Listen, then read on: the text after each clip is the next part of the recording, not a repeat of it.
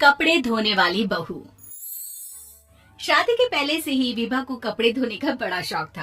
कभी नल के नीचे तो कभी तालाब के पास। अरे मेरी नीली वाली लुंगी नहीं दिख रही है। विभा की अम्मा, कहाँ रखी है लुंगी? अरे वो तो विभा ने परसों ही धोकर रखी थी आपकी अलमारी में, देखो वहीं होगी। वो ना मैंने आज धो दी, मुझे लगा कि गंदी हो गई होगी। अरे कैसे गंदी हो गई थी, उसे तो मैंने पहना भी नहीं। हे भगवान, इस लड़की के कपड़े धोने की आदत से परेशान हो गया हूँ मैं। जितना तो घर में राशन नहीं आता, उससे कहीं ज्यादा डिटर्जेंट पाउडर का खर्चा है। इसकी शादी करवा दो, शादी जाए अपने घर में ही करे काम, फिर चाहे घर के कपड़े धोने हो या पूरे गांव की। हाँ ठीक बोल रही हो, देखता हूँ मैं कोई लड़का। वो दिन भी आ जाता है जब विभा को देखने लड़के वाले आ जाते हैं। लड़की मुझे अच्छी लगी। होने वाली सास कहती है, बेटी अगर कुछ पूछना है तो पूछ लो। वैसे तो हमारी लड़की बहुत ही शर्मीली है, जो बोल दो वो मान लेती है, इसे क्या पूछना होगा। अरे कैसी बात कर रही हो माँ, मुझे इन लोगों के घर रहना है, सवाल तो कई है। हाँ हाँ बेटा, पूछ लो ना, क्या पूछना है। आप लोगों के घर कपड़े कौन धोता है? सास का मुंह बन जाता है। देखो, अगर तुम ये कहना चाहती हो कि तुम्हें कपड़े धोने नहीं आते तो सुन लो, कपड़े मैं ही धोती हूँ, लेकिन तुम्हारे आ जाने के बाद मैं रुमाल तक नहीं धोऊंगी। अरे चुप रहना भगवान, बहू बेचारी घर आई नहीं, उसे डराना शुरू कर दिया। वो क्या है ना बिटिया, अभी तक तो ये कल्लू की माँ ही धोती थी, लेकिन अब तुम्हारे पापा तो दहेज में वॉशिंग मशीन देंगे ही। तभी विभा की माँ बोल पड़ती है, सवाल भी पूछा तो क्या। वैसे भाई साहब, मशीन की तो फिर भी कपड़े धोने की कैपेसिटी होती है, मतलब जो बिटिया दे रहे हैं ना विभा, इसे कपड़े धोने का बहुत शौक है। ये आप लोगों के क्या, आस पड़ोस गांव मोहल्ले सबके कपड़े धो दे और उफ तक ना करे।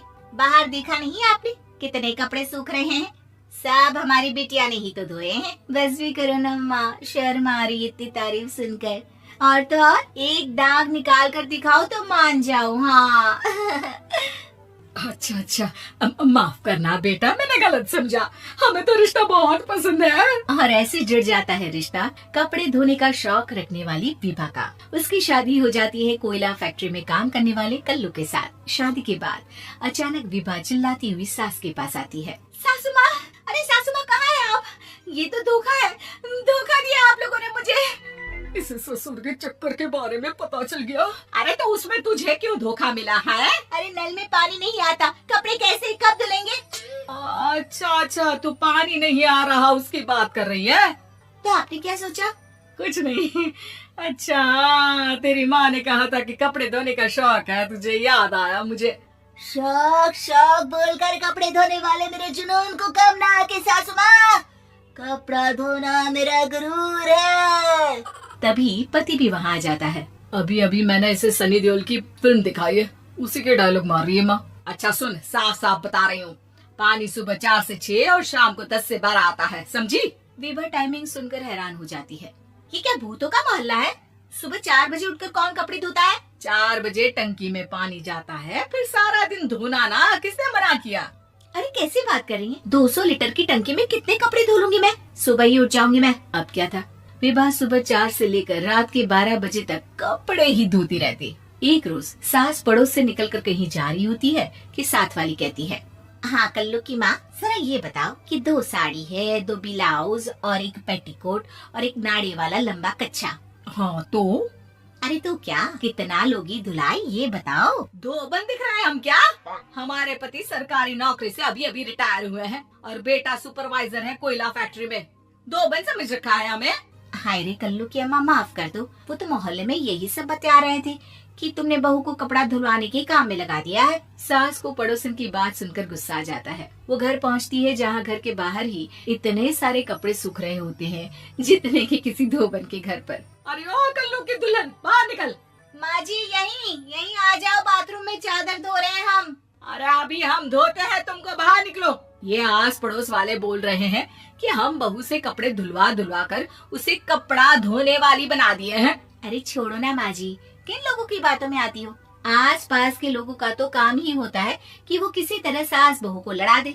बहू सारे घर के कपड़े धोती है, ये क्या कम है? बोलिए।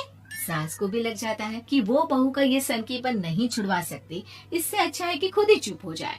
एक रोज सास और बहू मंदिर जाते हैं, जहाँ सास की साड़ी वहाँ खड़ी भीख मांगने वाली से मिलती है। माँ जी क्या बात है, आपकी साड़ी उस भिखारन से कितनी मिल रही है ना? हाँ हाँ, देखो तो दोनों की साड़ी मिल रही है। क्या बात है कल्लू की अम्मा, तुम खुद को तो अफसर की बीवी बताती हो और ऐसी सिंपल सी प्लेन साड़ी पहनकर घूमती हो। सिंपल और प्लेन नहीं है ये साड़ी। तो क्या सोने के धागे से फूल बने हैं?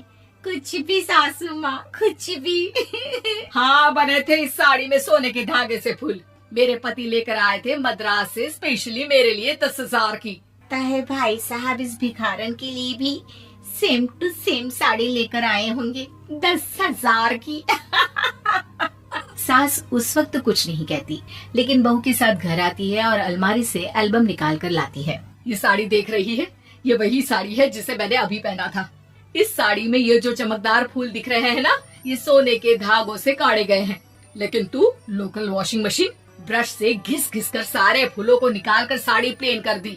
मुझे माफ कर दीजिए सासू माँ। और तो और, जब मैंने तुझे तेरी गलती के लिए कुछ नहीं कहा, लेकिन तूने तो सबके सामने मेरा मजाक ही बना दिया। क्यों? बहू को समझ में आ जाता है कि अब से उसका कपड़े धोना बंद।